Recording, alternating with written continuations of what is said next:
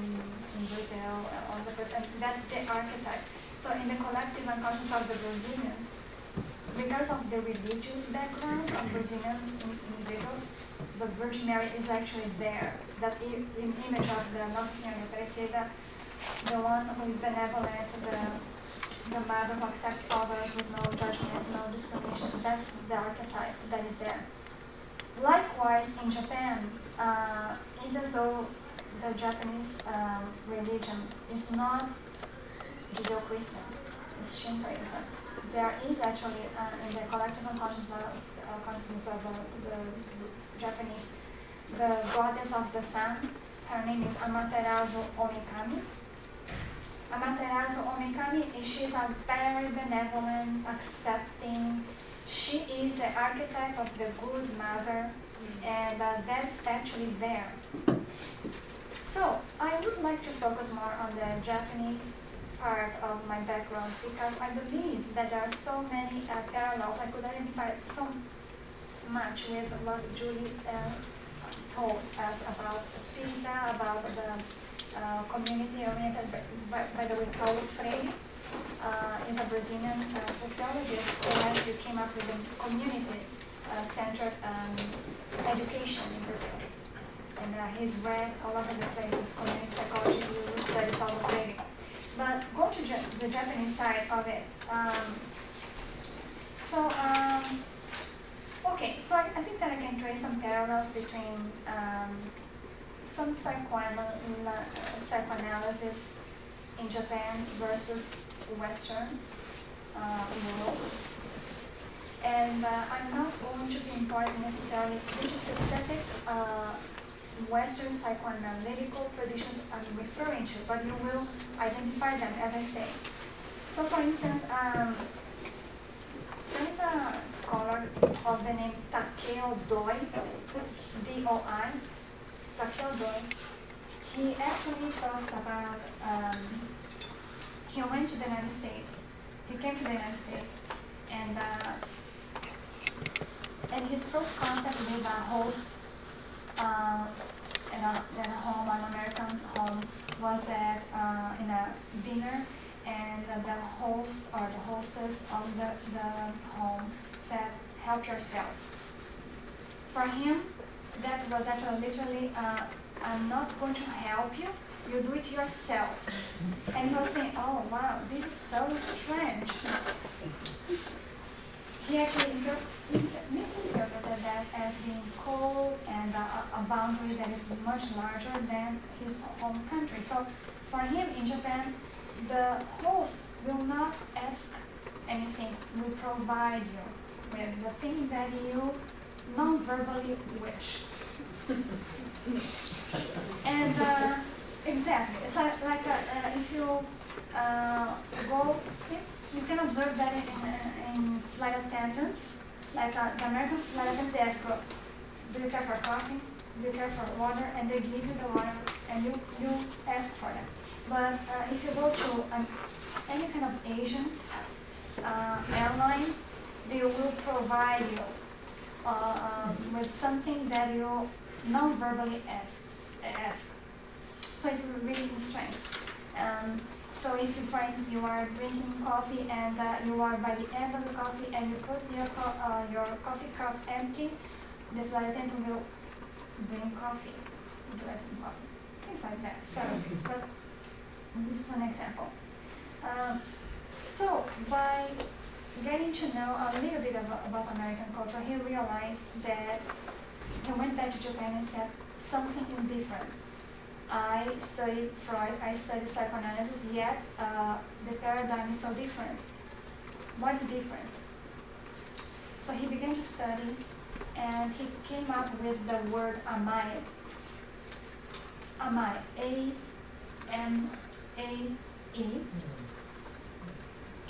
Amai is a word that refers to unconditional benevolence that is provided for by the mother to the child. The child doesn't need to fight for it, it's provided. And also self it's going to sound very strange, but self in the Japanese paradigm does not consist of one person, but is the child with the mother together. So if you say yourself is the mother and you in a very symbiotic way, you can actually label and in a judgmental way by saying they are enmeshed, but not enmeshment. It's a little bit different. So there's a child and the baby together is yourself. And there's no separation. Actually, what happens in adulthood, there's a transition between the mother and the group. So the group becomes your womb. And you, with the group, you are yourself. And another concept also that is different is about self. What is self from the Japanese paradigm perspective? Self consists of two parts. The active agent self, the one who does things, decides things, and there is the object self. So we'll be very careful here. The object self is separated in two parts. One is the inner object self. The inner object self is the intrapsychic self-reflective self that is vigilant about himself or herself. And there is the outer self of the person, the outer object self, which is myself as observed by others. So actually, if you take a look, if you utilize a word that's similar to that, it's like a BID.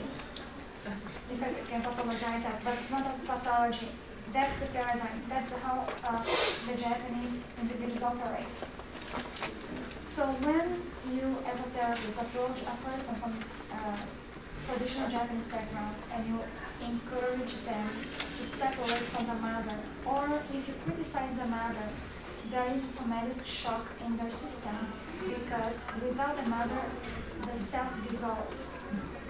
Likewise, if you encourage them to separate from the group, you have to be yourself in a way that is more prone to individualistic view, point of view. Not the individuation that one thought, but the individualistic society. That actually means the solution of self because the groups are one. So how do you negotiate that?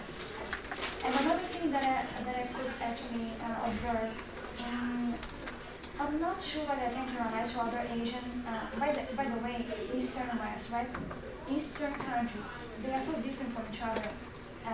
That was a phenomenon that I found myself interpreting in the United States for the first time. I'm Asian. So in Brazil they would say, you are Japanese, you are Chinese, you are Korean, you are Filipino. But here I am not together in a package, Asian. But there are so many differences among Asian peoples and cultures. Anyhow, so when I think about this self also, I think how we are going to approach them. So actually, if you take a look at the paradigm, the religious paradigm of Japan, which is not Judeo-Christian, not Islam either, it's basically an atheist country with lots of deities. The only indigenous religion in Japan is Shintoism. Shintoism refers to an animist view of nature. So the tree will have a spirit. The group is going to have a spirit. The animals are going to have a spirit.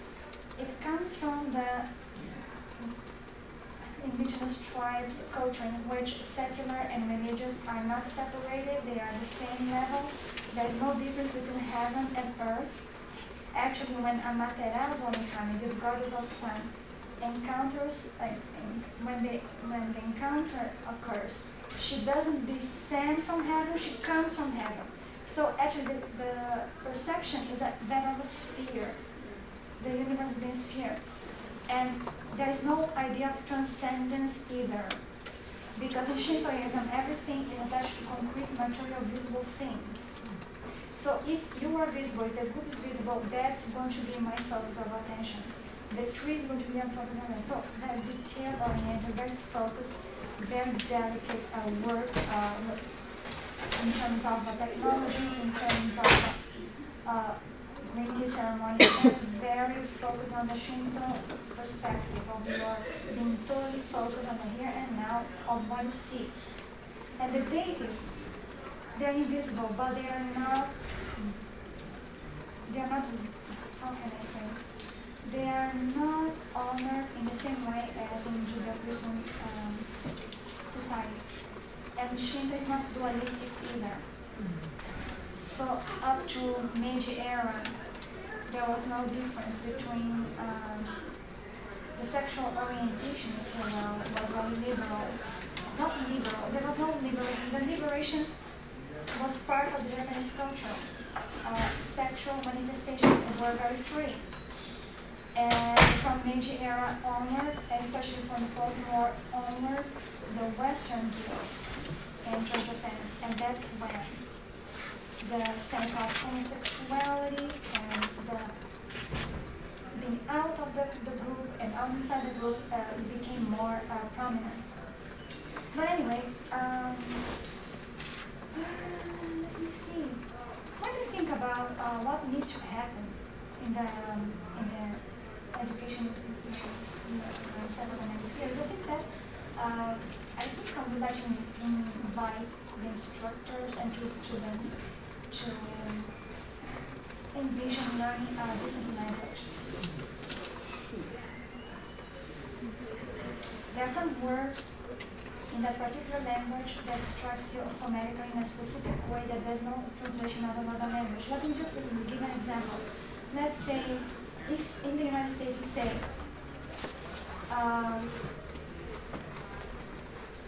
aren't you thirsty? Right? Let's say if you are thirsty, I say, yes, I am thirsty. And it's, okay, we use it's very complicated. I can, aren't you thirsty? No, I'm not thirsty. That would be perhaps the response. No, I'm not thirsty. But if you say to a Japanese person, aren't you thirsty? And the person is not thirsty, the response is going to say, to be, yes, I am not thirsty. So they respond, they honor first the first statement. Aren't you thirsty? You are right, yes, I am not thirsty. So these are subtle differences that really make you understand how the group is actually priority. We don't respond from our perspective. Another thing that is very Shinto and very animist in terms of a view of others. So if I see Julie and she's my classmate, let's say that she's my senior, she's at a high school above me, I will call her Onesan, which is the older sister. So the sisterhood is part of the Japanese paradigm. The same way, if I see a woman, that could be my mother, I would say mother, Okasan. Okasan. So these are some differences that will help you when working with Japanese individuals. Another thing that I would like to encourage everybody to think of is contextualize content of what you teach and what you learn. I think that the student suffers when you learn something without knowing the origin and what destination that knowledge is going to lead you to. There is a sense of despair and alienation when you study something that you don't know what the purpose is. So if you contextualize, you say this is actually, you can apply this in this context, it actually makes you grounded, it makes you safer and more stimulated to study. Another thing that I think of is read, inform yourself, current events, what's happening in the world, right? No, don't. Current events. Yeah, but I would encourage you to read and learn and watch from other perspectives. Turn on Al Jazeera. Al Jazeera is one of the best sources of information all over the world. They provide a very neutral perspective of what's happening in the world, which is an invisible part of the world for the Americans. If you want to know more about Asia, go to NHK, the Japanese broadcast television. But listen to those news in the native language. You will see, oh my God, this is what it's all about. Another thing, I think that the last thing that I would like to, alright, we are talking about academic theories, we are talking about news. Instructors and students practice what you preach. Instructors and students don't study in a reactive way. Instructors don't teach in a reactive way. I catch myself being reactive sometimes and say, oh my God, what am I doing right now? So it's really practicing the inter-psych revision examination, the honesty within yourself when you teach and when you study. That is going to be the best experiential work that you can do and learn. And another thing, no dogmatic extremism point of view. When you teach or you learn as a dogma, you suffer as well. There are points of view that differ from this one, so let's expand our minds.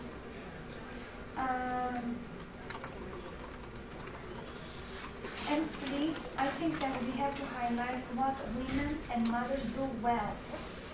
We have been blaming mothers for everything. But mothers, they are good mothers too.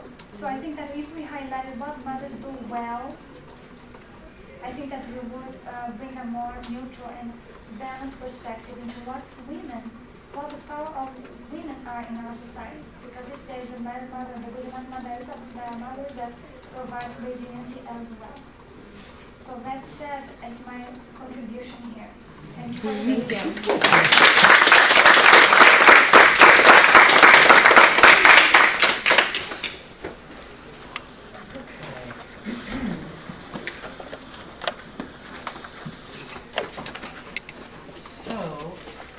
Introduce myself. Please. So my name is Zari Hedayat. I've been teaching at the center for a while now. And the classes I tend to teach are field studies, process 1 and 2, process of psychotherapy, and cross-cultural infant observation. Can you hear me? No. No. Oh. There's also the noise on this area. Yeah. Do we have a mic that we can Not that far. So, I was born in Iran. At the time when Iran had become quite modern or on its way to modernity, and a certain part of the population had become very westernized and westernly educated, or as I would like to think of it now, really had their mind colonized. And so I was born in that context. I was born Muslim, but because I was born in that context, Islam was not at all part of my upbringing, except for in that visceral kind of way where, the gardener was Muslim and the people around who were actually nurturing us were practicing Muslim. But in any case, I grew up in that colonized kind of fashion, and then grew up in Europe most of the time. So for me, I've always been a foreigner everywhere. If I was to go back to my country, I'd be more a foreigner there than anywhere else in the world. And so I've never really felt invisible because it was just the way it was.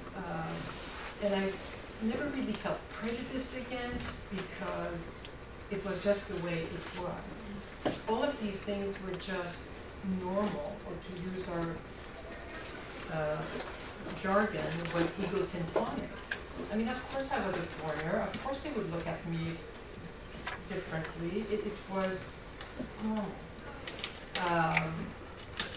And so in a way, I think that was a blessing in disguise because I was able to be none of those things that I was supposed to be, and at the same time, I guess I was who I was in a certain way. Now, I became interested in psychology when I was in my last year of high school in the French system, which actually has 13 years of high school. And in my philosophy class, we learned about Freud. And learning about Freud was like discovering a whole new possibility. Because there was an unconscious. And so if there was an unconscious, there was more to things than meet the eyes. And that made me feel hopeful about the possibilities of what there might be to discover.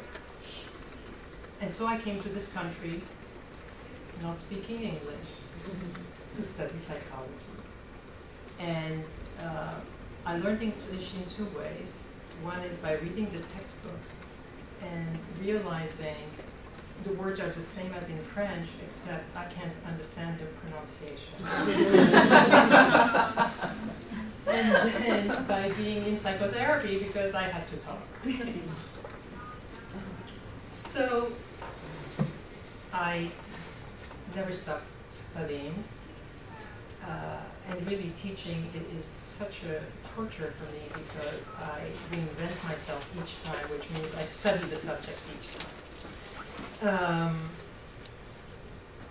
But for my dissertation, I thought, you know, it'd be nice to do something that relates me somehow to my culture, or to my roots, or to whatever that might be. And I decided to choose my favorite theory at the time, which was cohort self-psychology. But by the way, I had gone full circle. Of course, Freud was my starting point, and then object relations and attachment theory and the whole Kleinian stuff and the independent British school, and then eventually self-psychology and cohort. And I decided I'd do my dissertation on the self-object functions of the Quran. And so I learned about my religion. And what I learned more than anything else was that it existed in me, even though I have no clue. Now, had I been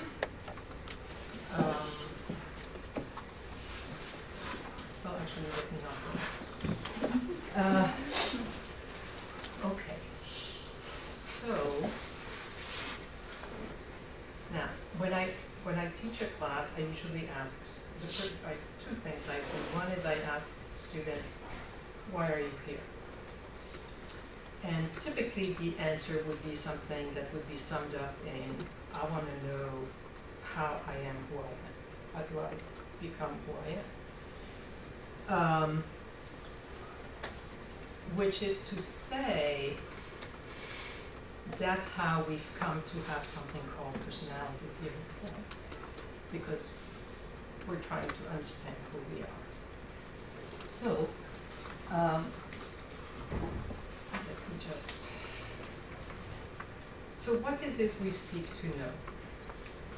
We seek to know how I'm me and how you're you, and how we are we, and we seek to know, well, how much of this is nature, how much of this is nurture.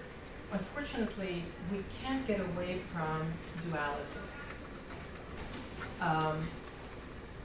But if we we can't get away from it, but we have to start thinking about it differently, which is that duality suggests conflict. If you think of things as by nature, having two sides, night and day, and sad and happy, etc. But not as a dualistic thing, but more as a relational, as a thing that you can relate, as things that are really united by their interaction. Then you start being able to think in actually a more collective kind of way, because you can use the tension created by these binary opposites to create a whole.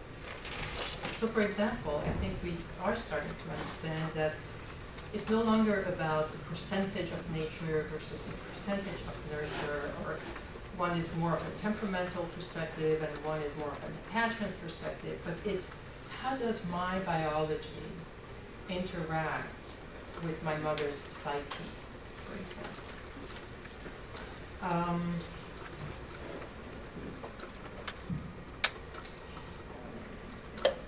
And I think the purpose of personality theory is to guide us toward finding the meaning underlying who we are in a way that encompasses all these elements.